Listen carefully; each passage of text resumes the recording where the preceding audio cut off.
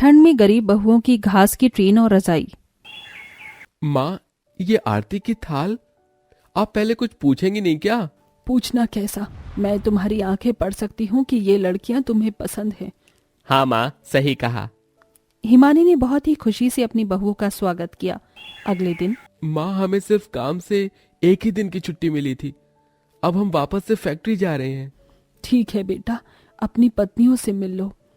पांचों बेटे अपनी अपनी पतियों से मिले और फिर वापस से दिल्ली की तरफ निकल गए, जहां वो एक फैक्ट्री में चॉकलेट के डिब्बे पैक करने का काम किया करते थे। एक तरफ बेटे थे जो मेहनत कर रहे थे और वहीं दूसरी ओर उनकी बीवियां थीं।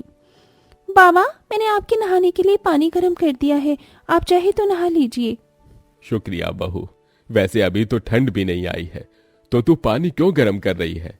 बाबा, भले ही सर्दी हो या ना हो, लेकिन बढ़ती उम्र में गर्म पानी से नहाना ज्यादा अच्छा रहता है। जानते हैं, इस तरह गर्म पानी से नहाने से शरीर की सिकाई हो जाती है। पांचों ही बहुएं बहुत अच्छे से अपने सास ससुर की सेवा करती थी, जिसकी वजह से वो दोनों भी उनसे बहुत ज्यादा खुश थे। ऐसे ही सिलसिला जारी था और अब शादी हुए लगभग 4 महीने होने को आए थे। घर में अब पैसों की किल्लत शुरू हो चुकी थी। मेरी कल अपने बड़े बेटे से बात हुई थी। इससे पहले मैं उससे पैसों के बारे में कुछ बोलती, उसी ने बता दिया। आप जानते हैं, इन गुजरे महीनों में ना के बराबर काम हुआ है। मेरे बेटे तो अपना खर्च भी उधार लेकर चला रहे हैं, इसीलिए मैंने उनसे पैसों को नहीं बोला। अब बेटों पर भी पैसे नहीं है, हम भी खाली हैं, अब क्या करें? माँ बाबा, आप चिंता मत कीजिए, हम पांचों अपनी विदाई में जो एक एक सोने की चीज लाए हैं, हम उन्हें बेच देंगे। नहीं बेटा, अरे वो तुम्हारे मायके की यादें हैं। कोई बात नहीं, यादें दोबारा बन जाएंगी। अभी हमारे लिए सबसे ज्यादा जरूरी है अपने ऊपर के कर्जों को चुकाना। अपनी बहू की बात पर हिमानी राजी हो गई और रूपा ने अपने परिवार के खातिर अपनी नाक में पड़ी सोने की नथ को बेच दिया और उससे मिले पैसों से वो घर के राशन का सामान और अपने सास ससुर की दवाइयां ले आई। बहू, हम मजबूर सास ससुर की खातिर तुझे तेरी सोने की चीज बेचनी पड़ गई। कोई नहीं माँ जी, आप ज्यादा मत सोचिए। रूपा, तुमने तो बलिदान दे दिया, लेकिन अभी भी सब कुछ सही नहीं हुआ है। मुखिया जी ने ऐलान लगवाया था, जिसने भी अभी तक बिजली के बिल जमा नहीं किए हैं उन्हें जमा कर दें, वरना बड़ी सजा भी हो सकती है। क्या? लेकिन पैसे तो अब थोड़े ही बचे हैं। तुम चिंता मत करो। बिजली का बिल काफी ज्यादा था। उसे जमा करने के लिए बाकी की चारों बहुओं ने भी अपने छोटे छोटे सोने के गहनों को बेच दिया और बिजली का बिल जमा किया। हिमानी और मुकेश को अपनी बहुओं के ऐसा बलिदान को देख अपनी बेबसी पर बहुत बुरा लग रहा था और अब बहुओं के सारे गहने बिक चुके थे। एक शाम जिस मकान में हिमानी रहती थी, उसका मालिक वहां आया। आइए। बस मैं आना तो नहीं चाहता था, लेकिन आपके चर्चे सुनकर आना पड़ा। क्या हो गया? बहन, मेरा किराया तुमने पूरे 8 महीने से नहीं चुकाया है और बिजली के बिल के 13,000 जमा किए हैं। वाह! ऐसी बात नहीं है मालिक। क्या? अरे, मुझे लगा था गरीब लोग हो तो इस वजह से मैं कुछ बोलता नहीं था, लेकिन तुम तो शाणे निकले। अब मुझे मेरा भी पैसा चाहिए। या तो कल सुबह तक मेरे पैसों का इंतजाम करो या फिर अपना सामान बांधो। ऐसा मत कहिए। बस, अब मैं कुछ नहीं सुनूंगा। मालिक ऐसे हिमानी को धमका कर चला गया। हे भगवान, 8 महीने के किराए का इंतजाम कल सुबह तक कहाँ से होगा? माँ, अब तो हम बहुओं के सोने के गहने भी खत्म हो गए हैं। कल सारे जमाने के सामने इज्जत जाए, उससे अच्छा है हम अभी ही कहीं चलते हैं। कहाँ जाएंगे? जेब में एक भी रुपया नहीं है और कितनी ज्यादा ठंड हो रही है। ऐसे में हम कहाँ भटकेंगे? माँ, जिस गांव में आज तक सर उठाकर जी रहे थे, कल उसी गांव के लोगों के सामने सर झुक जाए, उससे बेहतर है कि हम अभी ही कहीं और चले जाएं। तानी की बात हिमानी को समझ आ गई और वो उसी रात अपने तन से हल्की हल्की शॉल लपेटकर घर को छोड़ आए। अरे हिमानी बहन, ऐसी रातों रात कहाँ जा रही हो? बस तू ही है जिससे मैं गांव में सबसे ज्यादा विश्वास रखती हूँ। अगर मेरे बेटे आए तो उन्हें बोल देना कि तुम्हारे माँ बाप चले गए। लेकिन कहाँ जा रही हो? पता नहीं। ऐसे बोलकर वो अपना घर छोड़कर चले गए। रात के अंधेरे में सर्दी बहुत ज्यादा बढ़ चुकी थी और ये ठंड दोनों बूढ़े सास ससुर से बर्दाश्त से बाहर थी। अरे अरे अरे बाबा, आपका क्या हुआ? क्या हुआ दीदी?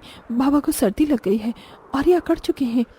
सारी बहुएं अपने बाबा के हाथ पांव मसलने लग गई। कुछ देर बाद मुकेश होश में आ गया। भगवान का शुक्र है, बहुओं कोई कोना ऐसा ढूंढो जहां हम रात बिता पाए। हिमानी के बोलने पर पांचों बहुएं अपने ठहरने के लिए जगह ढूंढने लगी। उन्हें चलते हुए एक खाली सी जगह में ट्रेन का डिब्बा दिखाई दिया। सर छिपाने के लिए अच्छी चीज मिल गई है, लेकिन ये सर्दी। बाबा की तबीयत तो अभी भी खराब है, हमें कुछ करना होगा। क्या करें, पैसे भी नहीं है, वरना कंबल ही खरीद लेते। पांचों बहुएं सोचने लगी कि तभी सबसे छोटी बहू तानी के दिमाग में एक आइडिया आया और वो बाहर देखकर बोली, देखने से लगता है कि ये जगह पहले कोई कारखाना थी, तभी यहाँ पर ये भूसा और घास पड़ी हुई है। क्यों ना हम इस घास से अपनी रजाई बनाएं, जैसे बचपन में अपनी गुड़िया के लिए बनाते थे। आइडिया बुरा नहीं है। पांचों बहुओं ने वहां से घास ले ली और भूसी और घास से किसी तरह अपनी रजाई बनाकर तैयार कर ली। मिलकर काम करो तो काम कितना आसान हो जाता है ना। सही कहा माँ। मुकेश और हिमानी ने अपनी बहुओं की बनाई रजाई को ओढ़ लिया। उससे उन्हें ठंड से ज्यादा नहीं तो थोड़ी सी राहत तो मिल ही रही थी। ऐसे ही उनकी रात बीत गई। रात अच्छी नींद आई, लेकिन अगर ये ट्रेन टूटी फूटी और इसकी खिड़कियां जाम न होती तो और अच्छा होता। सही कहा माँ जी। अरे ज्यादा शिकायत मत करो, हमें सिर छुपाने की जगह मिल गई है, बस इतना काफी है। हिमानी और उसकी बहू ने ज्यादा शिकायत नहीं की और उसी घर में रहने लगी। लेकिन 2-4 दिन तक उसमें रहकर वो जान चुकी थी कि सर्दी में ट्रेन घर अच्छा नहीं है और वो उसकी खिड़कियों से परेशान थी। अब हिमानी की बड़ी बहू भी गर्भवती हो चुकी थी, तो वो उसे भी सर्दी से बचाना चाहती थी। इनमें से तो कुछ ज्यादा ही हवा आती है, इनका क्या किया जाए? इनका कुछ नहीं हो सकता है। अरे जिस तरह हमने घास की रजाई बनाई है, उसी तरह हम इस ट्रेन को भी घास से कवर कर सकते हैं। सभी को साक्षी का ये आइडिया पसंद आ गया और उन्होंने उसी दिन से अपनी ट्रेन को घास की ट्रेन बनाना शुरू कर दिया। पांचों बहुएं मिलकर काम कर रही थी। चलो अब बस बहुत हो गई मेहनत, वैसे भी रिया बहू गर्भवती है, चलो अब खाना खा लो। पांचों बहुएं अंदर चली गईं। उन्होंने अपने घास के ट्रेन घर को बनाने के लिए पूरे 3 दिन मेहनत की और 3 दिन बाद उनका घास का ट्रेन घर बनकर तैयार हो गया। अरे वाह, बहुत सुंदर है ना?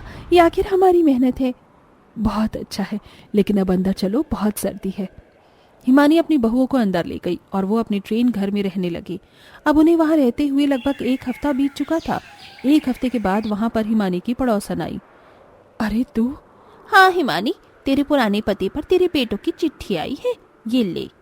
शुक्रिया, चलती हूँ। ऐसे बोलकर वो औरत चली गई। चिट्ठी में बेटों के आने की खबर लिखी थी। 1 दिन बाद वो पांचों भी अपने परिवार के पास ही आ गए और उनकी ऐसी हालत देखकर वो बहुत रोई। मुझे माफ कर दो माँ, मैं आपका बड़ा बेटा होते हुए भी मैं कुछ नहीं कर पाया। पागल है, जो होने का लिखा था वो हो गया, अब तो तुम रो मत। अब हम हमेशा के लिए आपको यहाँ से ले जाने आए हैं। हमने शहर में घर बना लिया है और अब से हम वहीं सब रहेंगे। ये खबर सुनकर पूरे परिवार में खुशी की लहर दौड़ गई और वो अगले ही दिन शहर जाने के लिए रवाना हो गए। लेकिन गरीब बहुएं अपनी बनाई घास की रजाई को अभी भी साथ लेकर आई थी। शहर में उनके पास अच्छा खाने को और अच्छा पहनने को था। रिया ने शहर में ही एक बहुत ही सुंदर बेटी को जन्म दिया और सभी खुशी खुशी रहने लगे।